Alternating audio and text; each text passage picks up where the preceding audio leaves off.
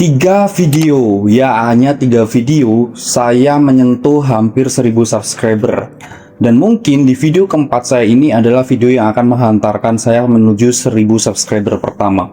Yang kita tahu bahwa 1000 subscriber adalah salah satu syarat untuk pengajuan monetisasi akun YouTube. Di video kali ini saya akan membagikan tips-tips bagaimana cara saya itu bisa hampir mencapai angka 1000 subscriber dalam 3 video. Dan saya lihat banyak sekali YouTuber pemula itu yang gagal. Menurut saya YouTuber yang gagal itu bukan karena kontennya jelek atau kualitasnya kurang menarik. Tapi di YouTube itu seperti sebuah permainan yang dibagi-bagi menjadi beberapa level. Dan jika kalian ingin berkembang di channel YouTube, kalian tuh setidaknya harus menguasai level-level tersebut. Dan di video ini saya akan membahas level-level apa saja yang harus kalian kuasai sehingga channel kalian itu bisa berkembang, view-nya bisa naik, dan subscribernya itu tidak jalan di tempat. Jadi disclaimer dulu, perkenalkan nama saya Singi Prayogi, saya seorang content creator yang sudah bergerak lebih dari 8 tahun di dunia YouTube. Dan di channel ini saya akan membagikan tips dan trik bagaimana kita bisa berkembang dalam sebuah channel YouTube. Jadi saya ingin sedikit cerita dulu, saya membuat channel ini itu sekitar tahun 2020-an. Saya pergunakan hanya untuk memakai Google Drive-nya saja dan menonton video. Dan saya mulai upload di channel ini itu 2 minggu yang lalu. Dan di video ini yang kalian tonton adalah video yang keempat. Namun sebelum saya fokus untuk upload video di channel ini, saya menentukan satu hal. Channel ini fokus satu hal, yaitu satu tema dengan satu channel. Saya fokus di dunia-dunia per-YouTubean, tentang teknologi, tentang konten, bagaimana AI mempercepat membantu proses produksi konten kita. Ini bukan channel besar, hanya sendiri, laptop, dan pengalaman yang saya pelajari bertahun-tahun. Sekarang saya akan bahas satu persatu dari 3 video yang sudah saya upload di channel ini. Video pertama dengan judul YouTuber pemula gajian 100 juta dari konten tanpa wajah. Judul dengan angka besar ini memang bikin orang penasaran, tapi ini juga memberi saya pelajaran penting. Rasa penasaran saja tidak cukup kalau isi videonya itu tidak segera memberi pembuktian dan nilai yang konkret. Penonton bisa cepat langsung pergi dari video itu. Video kedua saya membahas tentang cara buat channel YouTube tahun 2026 step by step. Video ini yang paling berhasil. Kenapa? Dari judulnya saja penonton bisa langsung tahu apa yang akan mereka dapatkan dalam video itu. Mereka ingin membuat channel, mereka mencari langkahnya, dan video ini langsung menjawab masalah yang spesifik. Video ketiga yang saya bahas adalah tentang algoritma YouTube 2026. Topiknya lebih berat, penontonnya lebih sedikit, tapi lebih serius. Ini mengajarkan saya jangan hanya melihat jumlah view. Video dengan view lebih sedikit belum tentu lebih buruk. Bisa jadi justru menghasilkan penonton yang lebih cocok dengan channel kalian. Dari 3 video ini saya mulai melihat sebuah pola. Dan inilah yang membawa kita di level pertama. Level pertama adalah kuasai riset topik. Ini adalah kesalahan yang paling sering dilakukan oleh YouTuber pemula.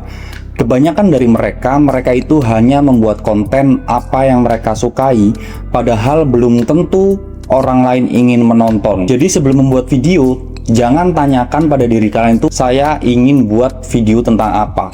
Tapi tanyakan itu video apa yang dibutuhkan oleh orang lain. Caranya itu, kalian jika ingin membuat video, caranya itu sebenarnya mudah. Kalian cari kompetitor atau konten kreator lain, kalian buka channel YouTube-nya, kemudian kalian itu pilih paling populer. Jika kalian melihat beberapa video hanya mendapatkan 1000, 2000, ada beberapa video lagi yang menonjol, mungkin mendapatkan ratusan ribu. Nah, itu sebenarnya sinyal dari YouTube bahwa video tentang itu membahas hal-hal yang disukai oleh banyak orang. Kalian juga bisa ketik di kolom pencarian YouTube. Nanti otomatis YouTube akan langsung merekomendasikan kata kunci yang paling sering dicari oleh orang lain di kolom pencarian YouTube-nya. Dan itu adalah gambaran konten yang benar-benar dicari oleh orang lain. Level kedua adalah kuasai judul dan thumbnail. Judul dan thumbnail ini adalah pintu pertama orang itu masuk dalam video kalian. Percuma kalian itu memiliki video yang bagus, proses editing yang begitu ribet, proses editing yang memakan waktu berjam-jam, 6 jam, 5 jam, 7 jam. Tapi kalau thumbnail dan judul kalian tidak menarik, maka video yang kalian buat itu tidak akan pernah ditonton oleh orang lain. thumbnail itu harus memperkuat rasa penasaran. Gunakan tulisan yang singkat, tidak terlalu banyak agar mudah terbaca di HP. Buat penonton ketika melihat thumbnail kalian itu memiliki rasa saya harus klik video ini. Ini yang saya butuhkan, karena tugas thumbnail itu bukan menjelaskan semuanya, tapi tugas thumbnail dan judul adalah memancing orang lain untuk mengklik video kalian. Level ketiga dalam video panjang YouTube adalah kuasai 30 detik pertama. Jika untuk video pendek, video short, video reels Instagram atau video TikTok, itu adalah 3 detik pertama. Tapi jika video panjang di YouTube, kuasai 30 detik pertama. Hal ini sering disepelekan oleh kebanyakan orang. Padahal ini yang menentukan penonton itu mau bertahan atau tidak. Percuma jika kalian memiliki thumbnail yang bagus, judul yang menarik, namun di 30 detik pertama, kalian sudah membuang kesempatan orang lain bertahan di video kalian. 30 detik pertama jangan gunakan untuk bertele-tele seperti memperkenalkan diri, menampilkan logo channel, tapi langsung ucapkan inti dari masalah apa yang ingin kalian bahas. Seperti contoh di video ini, saya tidak memperkenalkan diri di 30 detik pertama, tapi saya langsung membukanya dengan 3 video. Ya, hanya 3 video saya bisa menyentuh hampir 1000 subscriber. Dan kalimat-kalimat itu yang memancing penonton untuk tetap bertahan di video ini. Level selanjutnya atau level keempat itu adalah kalian harus mampu menguasai psikologis dari penonton. Orang yang subscribe itu bukan hanya melihat 1-2 video dari kalian tuh bagus, tapi mereka itu punya pemikiran bahwa saya harus melihat video berikutnya dari channel ini. Artinya kalian tuh harus mempunyai identitas sebuah channel. Jangan hari ini kalian bahas tentang dunia YouTube, dunia internet, tapi di hari besok kalian bahas tentang konten masak-masak, resep makanan, kemudian tentang dunia binatang. Kalian tidak memiliki identitas channel. Akhirnya penonton itu ragu untuk mensubscribe channel kalian, terutama saat channel masih kecil. Saya sering kali melihat sebuah channel yang masih berkembang atau masih merintis mengupload konten itu berbeda-beda niche.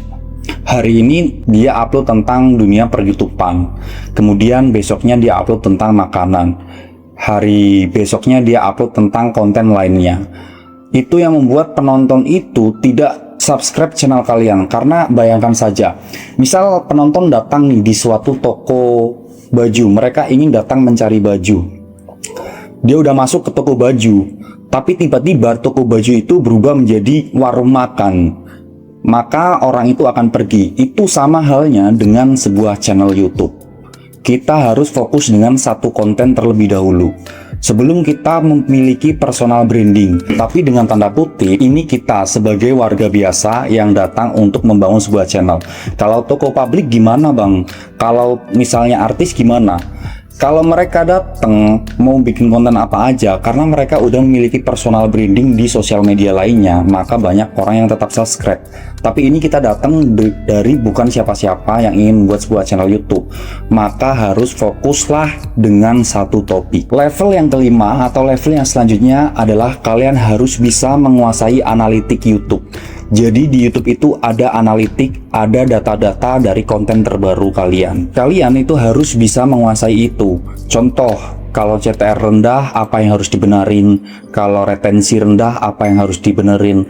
Kalau CTR rendah itu penyebabnya apa? Retensi rendah itu penyebabnya apa? Karena masing-masing jika rendah, itu akan memiliki dampak dan resikonya masing-masing untuk video kalian. Dan saya sudah membahas ini di video saya sebelumnya tentang algoritma YouTube. Di sana saya membahas tentang retensi dan CTR. Kalian boleh scroll di video sebelumnya atau kalian dengarkan video itu, karena itu adalah video khusus yang saya buat untuk menganalisis algoritma YouTube dan pembahasannya adalah tentang retensi dan CTR. Kemudian level yang selanjutnya adalah kalian harus mampu mengulangi formula yang sudah jelas-jelas berhasil di channel YouTube kalian. Ini mungkin adalah level yang paling penting, karena jika ada satu video yang meledak view-nya di channel kalian, pelajari kenapa video itu bisa berhasil. Dari cara rekamnya, dari cara kalian menyampaikan, dari cara judulnya, dari thumbnailnya, semuanya ikuti. Contoh, saya membuat video dengan judul bagaimana cara membuat channel YouTube di 2026. Nah, besok saya akan membuat tentang kesalahan pemula membuat video 2026. Saya akan terus mengulang dari sudut pandang yang berbeda, namun masih satu dunia, masih satu spesies, membahas tentang per-YouTubean. Itu harus kalian praktekkan di channel YouTube kalian. Dan buat kalian yang baru mulai di YouTube, jangan memiliki pikiran saya harus menguasai semua level-level ini dalam satu malam, karena saya belajar pun juga butuh waktu sangat lama. Makanya saya membuat channel ini ingin berbagi ke kalian semua. Buat kalian semua yang masih belajar, subscribe channel ini karena ke depan saya akan terus berbagi tentang video-video dunia per-YouTubean dan bagaimana cara mendapatkan penghasilan lebih dari internet. Terima kasih, sampai bertemu video selanjutnya.